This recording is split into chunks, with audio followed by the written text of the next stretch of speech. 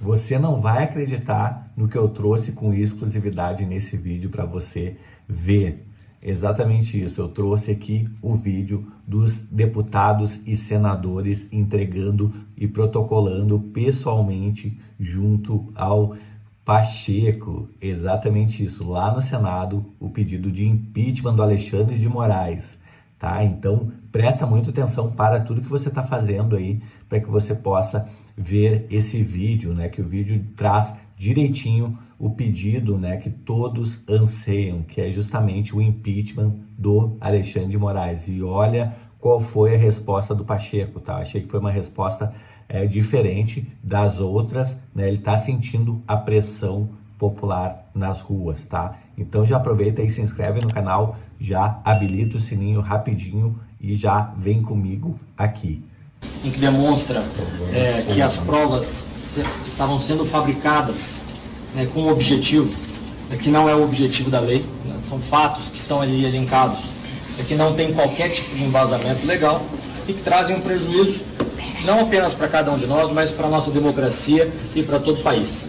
Nós estamos aqui em primeiro lugar, portanto, para defender o parlamento brasileiro, para defender a democracia brasileira, para defender o nosso país. Então, gostaria de entregar simbolicamente em suas mãos o nosso pedido de impeachment, em que assinam 153 deputados.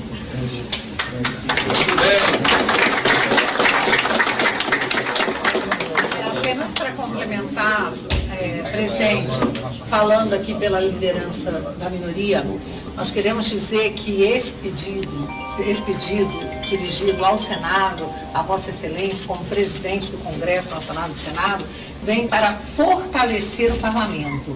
Vamos lembrar aqui o artigo 49, inciso 11 da Constituição Federal, que diz que é dever, é atribuição, né, do Congresso zelar pelas suas atribuições constitucionais. Isso é uma obrigação do parlamento. Então, nós não estamos aqui querendo enfraquecer nenhum poder. Nós estamos trabalhando exatamente para que a gente possa ter o reequilíbrio entre os poderes, que hoje se encontra completamente vilipendiado.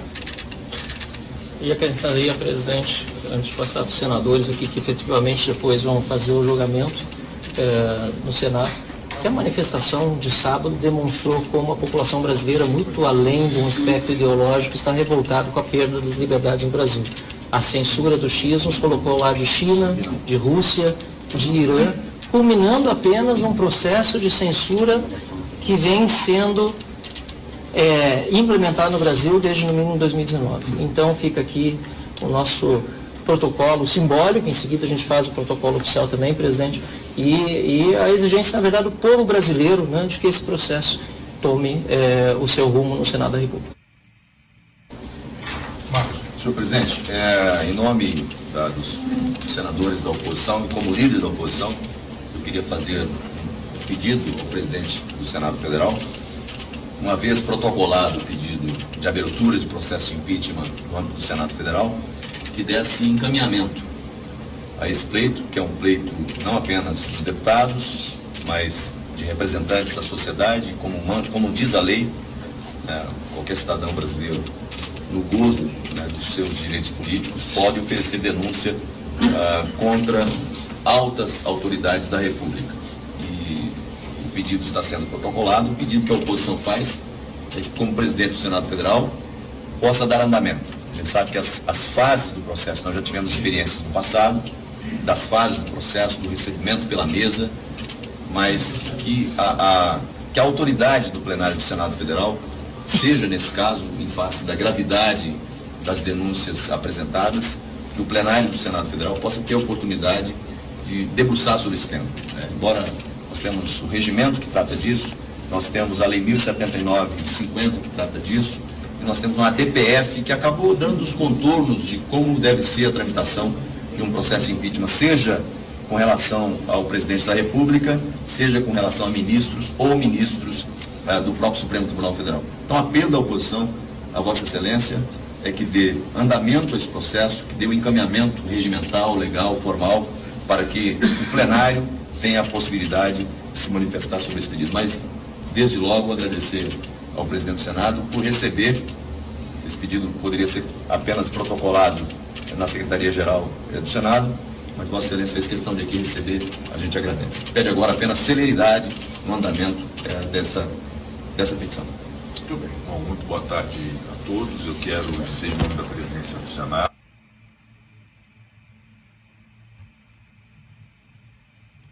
Pessoal, olha agora o que o Rodrigo Pacheco vai falar sobre esse pedido de impeachment, sobre esse protocolo de pedido que não foi só os realizado senadores e senadoras Senado, que tá? já usualmente estão conosco aqui na presidência do Senado definindo a pauta do dia a dia da nossa casa, mas em especial os deputados federais e deputadas federais que integram o nosso Congresso Nacional e são merecedores e merecedoras do meu mais absoluto respeito. Quando me foi solicitado pelo senador Magno Malta e pelo senador Marcos Rogério que pudessem receber, e o senador Eduardo Girão, que pudessem receber, evidentemente a mim não havia outra alternativa senão recebê-los, ouvi-los, porque nesses 3 anos e 8 meses que eu estou à frente da presidência do Senado, nós podemos ter muitas divergências, diferenças de ideias, mas nunca me faltou lhaneza, educação, respeito aos colegas parlamentares, seja na condução da presidência do Senado, seja na condução da presidência do Congresso Nacional, porque é de fato minha obrigação ouvir e encontrar bons caminhos e soluções para as muitas crises que ao longo dos anos a gente vem vivenciando no Brasil. Quero dizer que a posição da presidência do Senado, os nossos colegas senadores e senadoras haverão de concordar, é sempre uma situação muito delicada, muito difícil, cuja tomada de decisões não necessariamente advém de uma vontade pessoal ou de uma percepção pessoal de quem ocupa essa cadeira. É uma avaliação muito mais ampla, que pressupõe institucionalidade, que pressupõe busca de estabilidade, e eu sempre fui pautado pelo diálogo com a relação com os demais poderes e internamente com a relação com os meus pares. Fui eu que criei na presidência do Senado a liderança da oposição, bem liderada pelo senador Rogério Marinho, agora interinamente pelo senador Marcos Rogério, justamente por essa compreensão de que a oposição cumpre um papel absolutamente fundamental para a democracia e para o progresso do Brasil. Essas decisões na presidência do Senado, a gente tem sempre que pautar pela responsabilidade que o cargo representa, elas devem ser tomadas com base técnica, com base legal e, obviamente, com critério também de ordem política. Né? Um pedido dessa natureza, nunca aconteceu a concretização de um impeachment de ministro Supremo Tribunal Federal no Brasil ao longo de toda a existência do Senado, da Câmara e do Supremo, pressupõe naturalmente a avaliação técnica, aqui temos o jurista que naturalmente deve ter cuidado disso, mas há também um critério político que pressupõe numa casa política também um exercício de maioria. E algumas decisões tomadas ao longo desse tempo, eu destaco algumas delas que tomei, senador Marcos Rogério, ao longo dessa minha estada na presidência do Senado. Uma, particularmente, que me lembro, foi um pedido feito dessa mesma natureza pelo então presidente da República, o presidente Jair Bolsonaro, que é apoiado por todos que aqui estão, e óbvio que aquilo nos instava um dilema enorme, né? E um pedido de impeachment feito pelo presidente da República, o ministro do Supremo Tribunal Federal, e a minha decisão naquele momento, com base no parecer da advocacia do Senado que foi tomado naquela ocasião, com a maior celeridade possível, foi no sentido da inadmissibilidade, em razão de todos os contextos, não só da parte técnica, mas também do critério político daquele instante. Um outro dilema também que me lembro, senador Rogério Marinho, Vossa Excelência não estava aqui ainda, em 2022, quando na véspera ou às vésperas da eleição, com a prisão do ministro da Educação, não estou aqui entrando no mérito, mas uma prisão do ministro da Educação do governo do presidente Bolsonaro, houve pela oposição um pedido de CPI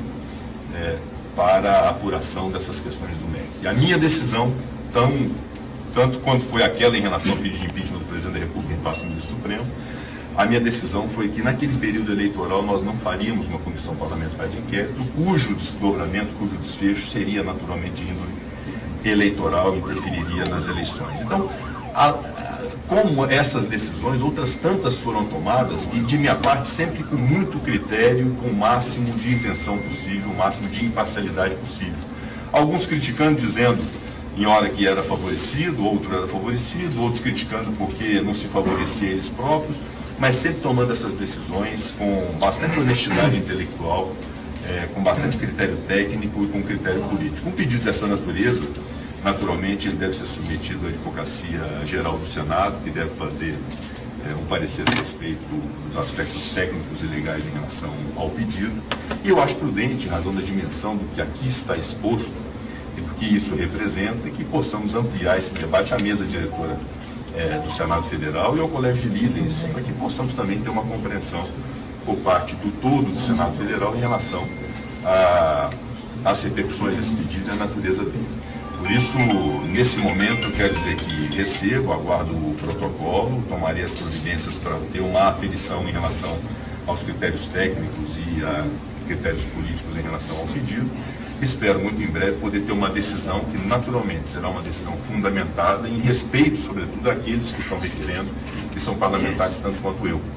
Por isso, a decisão, qualquer que seja ela, será uma decisão fundamentada e, naturalmente, eu espero muito e trabalharei até o último dia do meu mandato como presidente do Senado na busca de estabilidade, de pacificação, e reconheço que em alguns momentos nós tivemos disfunções na relação entre os poderes, se diz em relação ao nosso quanto à questão orçamentária e críticas feitas ao Legislativo injustamente de que não devemos participar do orçamento.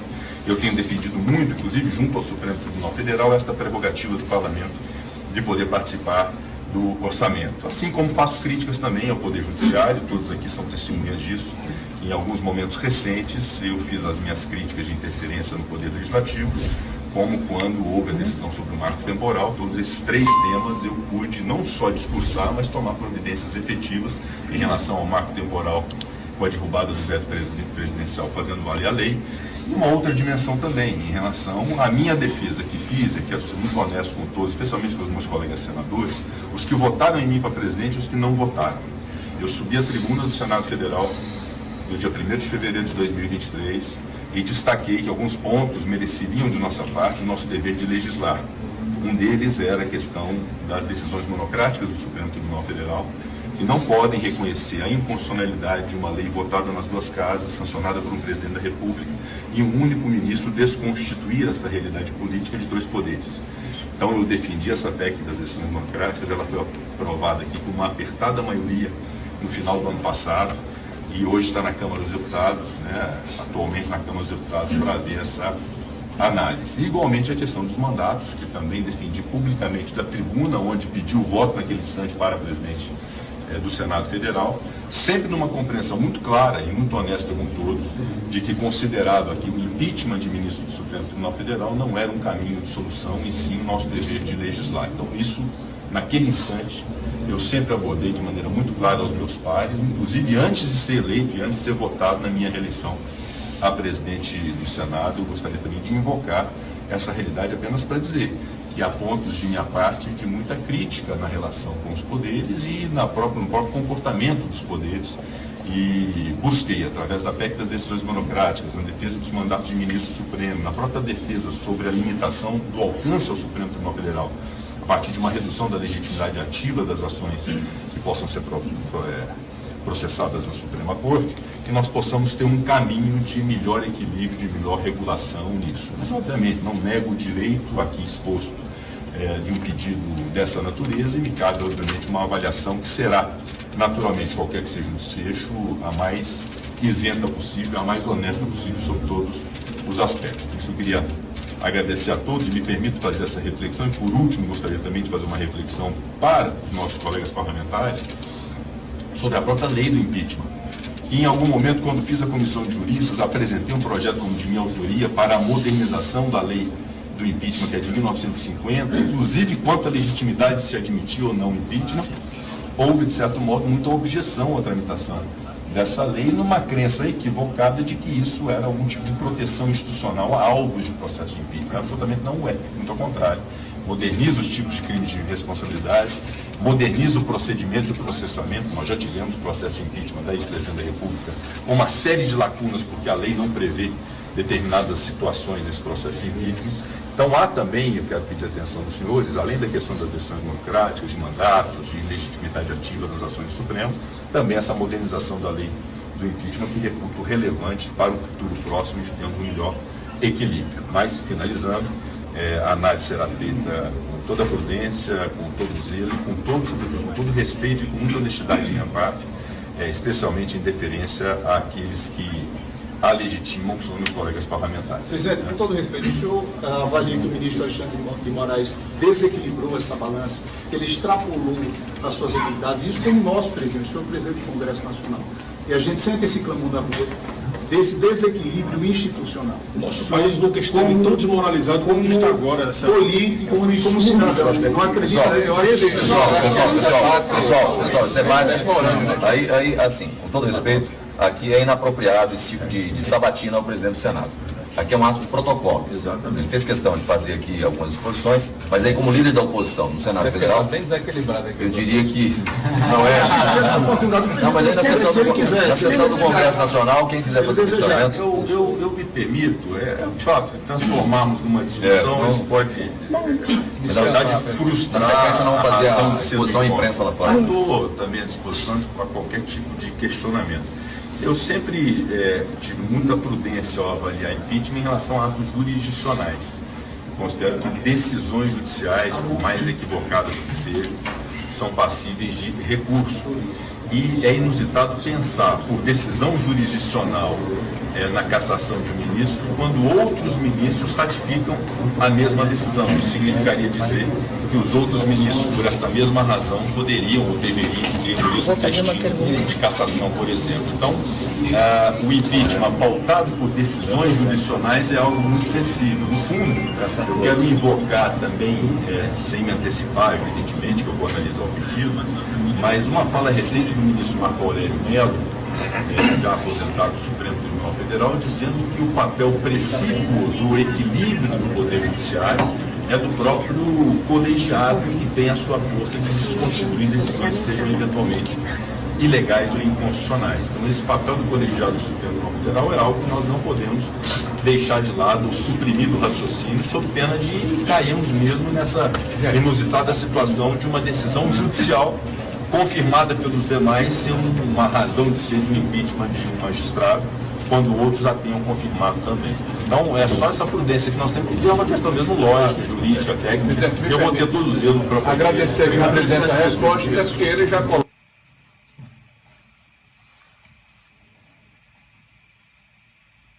Bom, pessoal, tá aí o vídeo, né? Oficialmente foi entregue ao Pacheco, né, presidente do Senado, o pedido de impeachment do Alexandre de Moraes, tá? Então ele falou que o Bolsonaro havia pedido também o impeachment do Alexandre de Moraes, à época que ele era presidente da República, mas que o Pacheco tinha negado, né, em função de viés político, né? Agora, aparentemente, não tem mais viés político e é justamente critérios técnicos, tá? Então, me diz aqui nos comentários se você acha que esse pedido de impeachment vai para frente.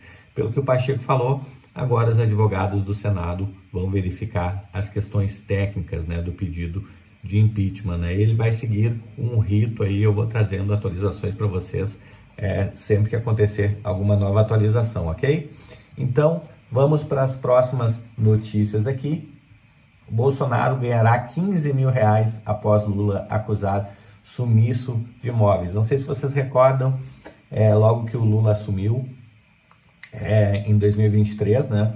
Ele começou a falar que o Bolsonaro tinha sumido com diversos móveis, aqui no caso 261 móveis lá do Palácio do Planalto, né? Após deixar a presidência. E ainda ele comprou todos os móveis novos, gastou aí milhares de reais para remobiliar o Palácio do Planalto, sendo que estava tudo lá, pessoal, guardado, arquivado já, e todos os funcionários sabiam disso, né? Não é possível que não, tá? Então achei que o Lula quis fazer uma onda aí com o Bolsonaro, quando ele estava saindo, dizendo que ele estava levando coisas que não era dele, tá? E aí, o que aconteceu? A 17ª Vara Federal aqui condenou a União a pagar 15 mil reais de indenização ao Bolsonaro, né? E a primeira-dama Michele Bolsonaro, no caso do sumiço dos móveis do Palácio do Alvorada, tá? Eu achei que foi bem baixo esse valor de multa, né? eu achei que o prejuízo para a reputação do Bolsonaro foi muito superior a 15 mil reais, tá? É o que eu acredito. No início de 2023, o presidente Lula e a Janja acusaram o desaparecimento de objetos após a saída de Bolsonaro e Michele do Alvorada. No entanto, todos os itens foram encontrados após um período de 10 meses. Olha que estranho, 10 meses para encontrar os móveis. É grande esse Alvorada, hein? Dessa maneira, à luz da subsequente comprovação de que os itens estiveram na guarda da União durante todo o período indicado, entendendo o dano à honra, né, da requerente, foi mandado então pagar esse valor de indenização, né? O pedido do casal incluía 20 mil em indenização, foi acolhido parcialmente. O juiz também negou a solicitação de retratação dos canais oficiais da Presidência da República e a emissão de uma nota à imprensa. Olha que palhaçada, né, pessoal? Na verdade, o mais importante não era os 15, 20 mil reais, né? O mais importante era um pedido de desculpa e retratação, né? Isso sim era mais importante do que 15 mil reais, né? Como bem se vê, portanto, a narrativa fática ventilada denota que os esclarecimentos alcançados na seara administrativa acerca do paradeiro dos bens patrimoniais foram oportunamente divulgados no site eletrônico do governo federal e também receberam cobertura jornalística nos principais canais de comunicação, diz a sentença. Então vamos lá. No mínimo estranho esse pedido, eu achei muito baixo esse valor aqui para o tamanho da exposição que teve na mídia, né? Então vamos lá, próxima notícia: Marçal se declara para Malafaia após briga por causa de trio. Você sabe daquela briga que rolou na Paulista no dia 7 de setembro, que o Marçal chegou atrasado, né, para subir no trio elétrico, lá ele estava em viagem, e quando ele chegou, o Silas Malafaia não deixou, né? Vamos ver o que está rolando aqui. A briga entre o Pablo Marçal e o pastor Silas Malafaia, por causa do ato em defesa do impeachment, né, do STF, do Alexandre de Moraes, chegou à página do religioso no Instagram. Então, na sexta-feira, né, o Malafaia postou um vídeo criticando a postura do Marçal, né, após o Marçal reclamar por ter sido proibido de subir no trio elétrico.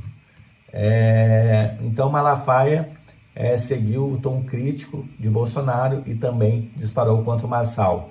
No vídeo, o pastor afirmou que o Marçal chegou no fim do ato na Paulista porque ou tem acordo ou tem medo de Moraes, tá? Então ele disse que não foi por causa da viagem não que o Marçal chegou atrasado, tá? É porque ele não queria ser vinculado a uma pessoa que está falando mal do Alexandre de Moraes. Segundo Malafaia, ou ele tem acordo ou ele tem medo, né, de Moraes. Então, em resposta aí, o Marçal comentou na postagem de Malafaia uma declaração em tom de ironia: eu continuo te amando, mesmo você tendo ódio da minha pessoa. Então, é difícil dizer, né, pessoal, o que é verdade, o que não é nesse meio, tá? Então, o que o Marçal fala aqui? Eu voltei para o Brasil e fui direto para o ato na Paulista, para o qual fui convidado pelo presidente Bolsonaro. Fui surpreendido com o impedimento do acesso ao caminhão. Essa foi só mais uma manobra frustrada dos desesperados que tentam me silenciar, mas foram calados pelo apoio maciço e caloroso do povo, né? Falou o Pablo Marçal. Tá? Então, muita coisa para acontecer ainda aí. Vamos para a próxima notícia. Lula escolhe deputada Macaé Evaristo como substituta de Silvio Almeida, tá? Então, vocês sabem do rolo que deu com Silvio Almeida, lá que ele foi acusado aí, né, de assédio sexual. Foi o governo Lula exonerou ele, tirou ele lá do ministério, né? Então, entrou uma nova ministra aqui, que é Macaé Evaristo, nova ministra de Direitos Humanos aí da pasta do Lula, tá? Então, pessoal, eu vou ficando por aqui nesse vídeo. Eu aproveito para convidar você para se inscrever no canal, habilitar o sininho, tá? E também vou deixar aqui na descrição do vídeo o link para que você acesse a nossa comunidade de investimento em ações, para você aprender o que eu estou comprando, o que eu estou vendendo, qual o preço teto das ações, né? quando elas pagam dividendos, para que você possa construir uma renda passiva, tá bom? Também vou deixar 2 links aqui gratuitos, que é o link para do nosso WhatsApp e o link também do nosso Telegram, né? São 2 grupos aí exclusivos que a gente traz dicas aí, informações diárias sobre o mercado financeiro. Eu vou ficando por aqui, um grande abraço e a gente se vê no próximo vídeo. Até mais, tchau, tchau!